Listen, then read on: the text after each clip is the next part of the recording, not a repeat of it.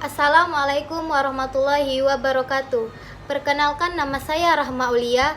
Saya dari Universitas Muhammadiyah Riau dengan program studi D3 Keperawatan dengan dosen pembimbing Bapak Nurse Juli Widianto, Eskep MKes Epid. Baiklah, di video ini saya akan menjelaskan materi tentang praktikum anvis sistem limfatik dan kekebalan tubuh. Simak video berikutnya. Apa itu sistem limfatik? Sistem limfatik adalah jaringan organ, pembuluh, dan jaringan yang bekerja sama untuk memindahkan cairan tak berwarna dan berair atau getah bening kembali ke sistem peredaran darah atau aliran darah. Sistem limfatik melindungi dari infeksi dan menghancurkan sel-sel tua atau abnormal yang tidak dibutuhkan tubuh. Fungsi sistem limfatik juga mencakup menjaga kadar cairan normal dalam tubuh dan menyerap lemak serta vitamin yang larut dalam lemak sehingga dapat masuk ke aliran darah. Apa fungsi sistem limfatik?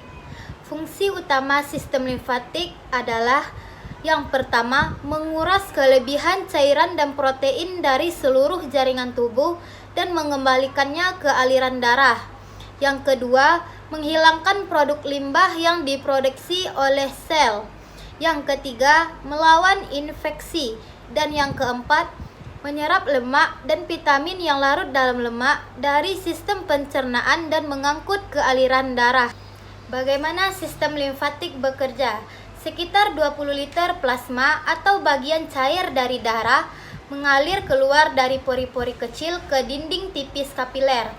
Cairan ini mengalirkan oksigen dan nutrisi ke jaringan sekitar kapiler.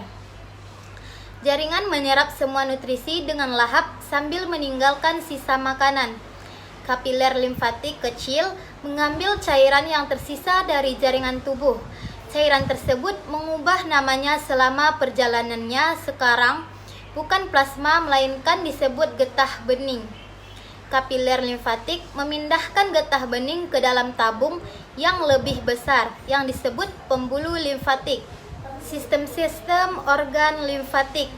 Sistem organ limfatik terdiri dari sumsum tulang, timus, kelenjar getah bening, dan limpa. Yang pertama adalah sumsum tulang. Sumsum tulang adalah jaringan lunak seperti spons di bagian tengah tulang tertentu, seperti tulang pinggul, tulang belakang, dan tulang dada. Sumsum tulang memiliki tugas penting untuk memproduksi sel darah putih, sel darah merah, dan trombosit. Yang kedua adalah timus. Organ ini terletak di dada bagian atas di bawah tulang dada dan paling aktif sebelum masa pubertas. Disinilah sel T atau sejenis sel darah putih tumbuh sepenuhnya.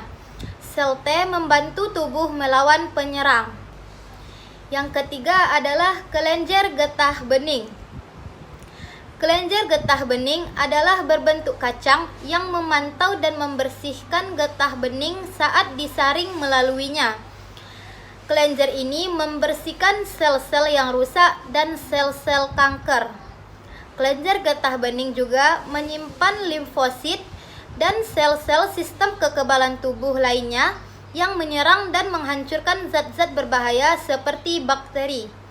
Manusia mungkin memiliki 600 kelenjar getah bening yang tersebar di seluruh tubuh manusia. Beberapa saling terhubung erat dalam kelompok yang disebut rantai. Manusia mungkin dapat merasakan beberapa kelenjar getah bening melalui kulit seperti di area ketiak, selangkangan, dan bisa juga dirasakan pada bagian leher.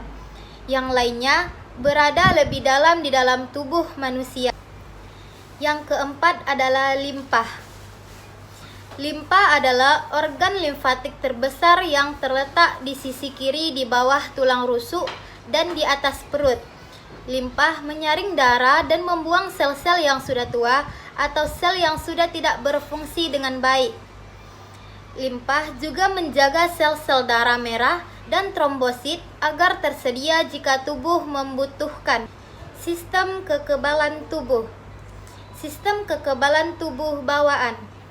Ini adalah garis pertahanan yang tidak spesifik dan tidak berubah, yang meliputi: pertama, penghalang fisik dan kimia terhadap patogen; yang kedua, memproduksi sitokin dan faktor kimia lainnya untuk merekrut sel imun ke tempat infeksi; yang ketiga, mengaktifkan kaskade komplement untuk mengidentifikasi bakteri, mengaktifkan sel dan mendorong pembersihan sel mati atau kompleks antibodi; yang keempat, mengidentifikasi dan menghilangkan zat asing yang ada dalam organ, jaringan, darah, dan getah bening oleh sel darah putih khusus; yang kelima, aktivasi sistem imun adaptif melalui proses yang dikenal sebagai presentasi antigen.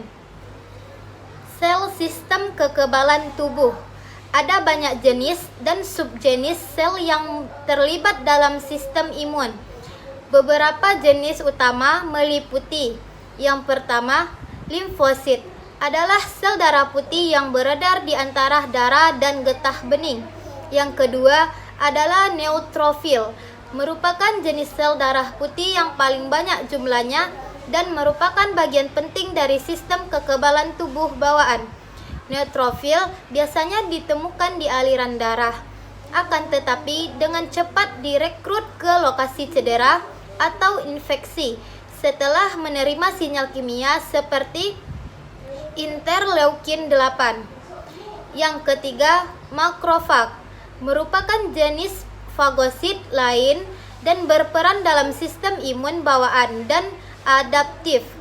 Sel ini menyerang zat asing, mikroba, menular, dan sel kanker. Sel dendritik adalah sel penyaji antigen yang bertindak sebagai pembawa pesan antara sistem imun bawaan dan adaptif. Sistem kekebalan adaptif.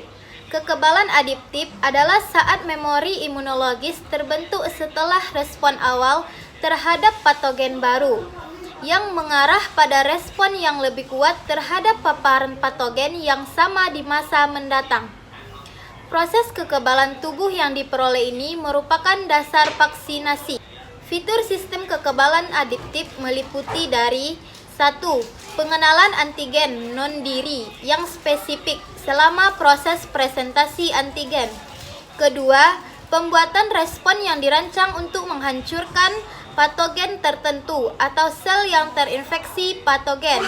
3. Pengembangan memori imunologi di mana setiap patogen diingat oleh antibodi atau respons sel T. Sekian materi yang dapat saya sampaikan. Apabila terdapat kekurangan, saya banyak-banyak minta maaf. Assalamualaikum warahmatullahi wabarakatuh.